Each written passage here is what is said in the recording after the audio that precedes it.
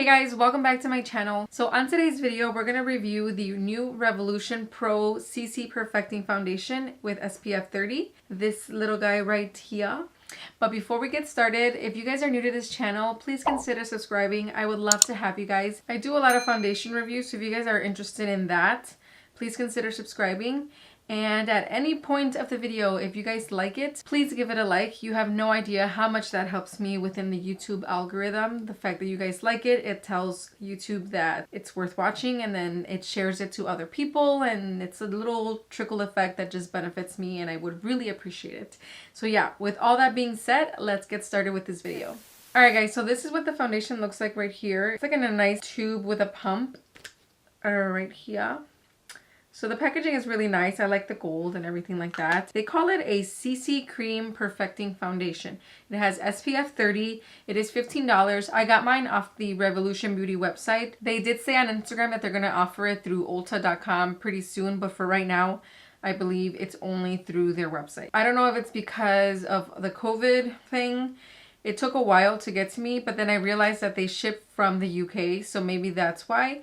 I think it was about a week and a half, almost 2 weeks to get it in. And I know that as of recently, they said that orders are just taking longer because of everything that's going on. So keep that in mind. So these are the claims. Perfect for dry to combination skin. I do have combination skin. My T-zone tends to get really oily, but my cheek area stays normal for the most part. Sheer to full buildable coverage, leaving skin hydrated and protected. Containing hyaluronic acid, collagen, and will protect the skin while evening out the skin tone with the infusion of antioxidants that help reduce any redness. It will work to diffuse the appearance of wrinkles and offering long-lasting coverage that doesn't feel cakey or heavy on the skin. And those are some really nice claims. The only thing I'm upset about, just from the get-go, is the shade. It looks a little dark. I think this will for sure be my summer shade once I get a full-on tan. I obviously haven't been out.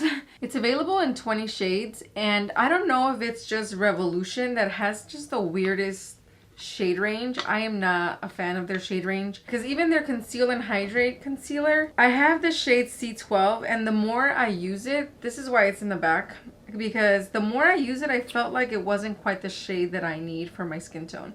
It has a pink undertone, and I don't know, it just hasn't been working. This one, I have it in the shade F11.2, which on the website, it's made for deeper medium skin tones with a neutral to olive undertone. And you guys know, every time I see olive, I gravitate towards those. But I did swatch it earlier and it looks a little bit dark, but we'll make it work. So yeah, let's just put this to the test. So I'm gonna prep my skin. I'm gonna use the Wet n Wild matte primer. This is their Photo Focus face primer. I'm just gonna put it on my oily areas, and I'm gonna use the e.l.f. Total Face Sponge. You guys, this sponge is really nice. All right, so I'm gonna pump one out, and I'm gonna show you guys a swatch so you guys can see the shade. Ooh, it looks orangey. Oh my god. Oh well. I'm taking one for the team. Like I said, if I end up liking it, I'm gonna order more shades. We can always apply like a lighter concealer just to even it out a little bit. But the texture feels nice and creamy. It doesn't feel moussey like the number 7 that I just reviewed.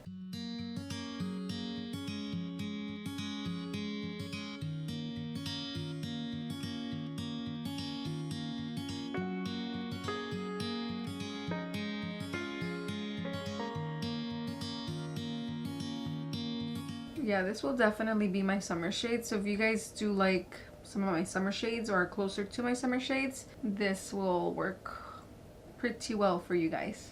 I mean, because it's not too far off. It's all right.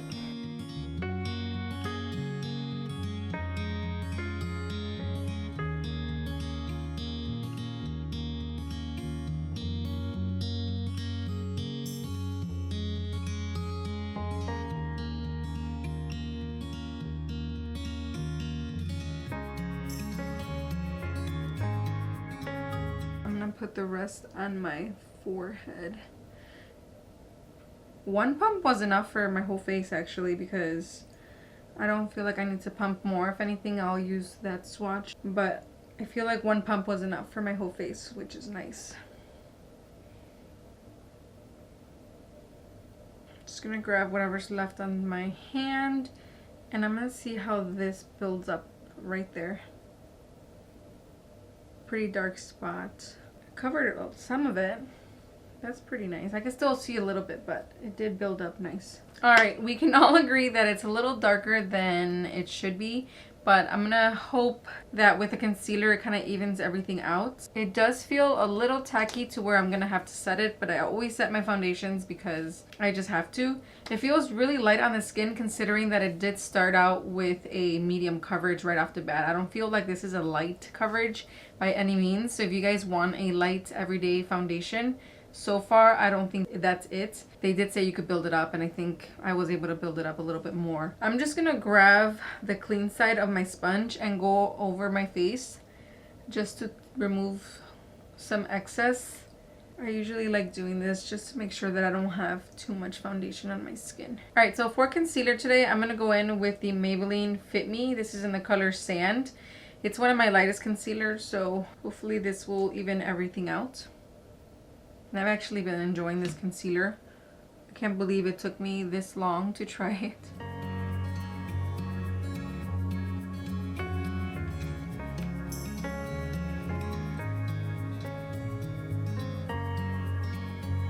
Just gonna bring it down a tiny bit.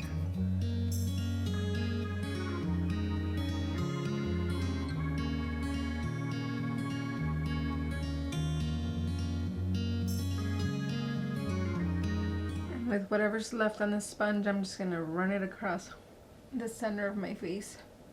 For the under eyes, I'm gonna use the number 7 translucent loose powder. And I'll do my T-zone with it as well, why not?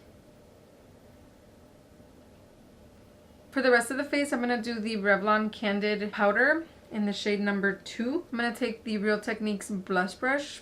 I use it for powder just because it's so nice and soft.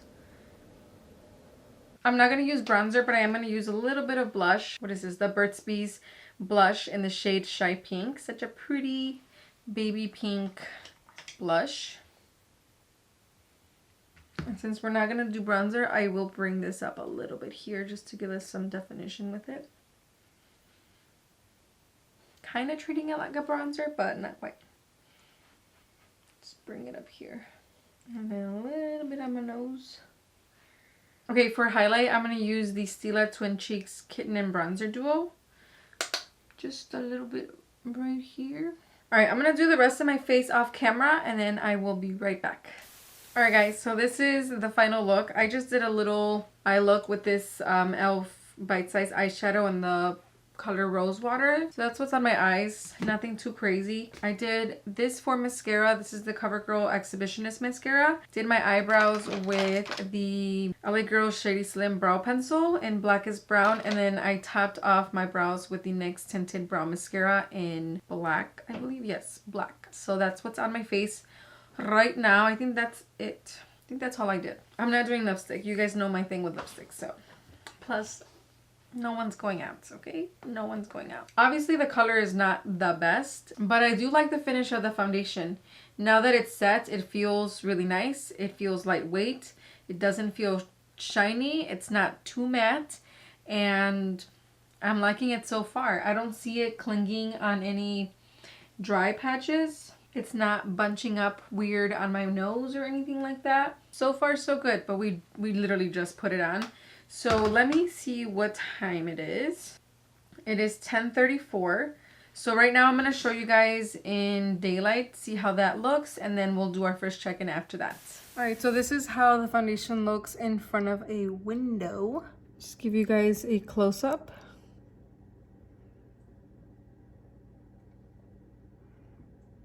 I think it looks pretty nice so far. And like I said, I don't know if the color, it's not that far off. I didn't even do like that lighter concealer all over my face. I just did it underneath the eyes and with whatever was left on the T-zone. But it's not that bad, I guess. But yeah, that's how my skin looks right now. I do like it. Like I said, it's not completely glowy. It's not matte. It's a nice even amount. I didn't put any highlighter here or in the center of my face, so you can actually see the finish of it. It's more of like a skin-like finish, if that makes any sense. And I like it. I like the fact that it has SPF 30 as well. So I'll leave you guys with that. The next clip will be definitely my first check-in in a couple hours or 4 hours, and then we'll go from there. I'm gonna put you guys down so I can show you guys the time. It is 2:11. So it's almost about 4 hours because we started around 10:30 and it's 2:11. But I wanted to show you guys how it's looking right now, and I think it's looking pretty good. I think the only shininess that I see is a little bit on my nose, not so much. I still see enough coverage. Maybe here I've lost a little bit of coverage. I did nap, so maybe that's why, but other than that, I feel like overall my face still looks put together, and I'm still liking how the foundation looks. It doesn't look overly oily or anything like that.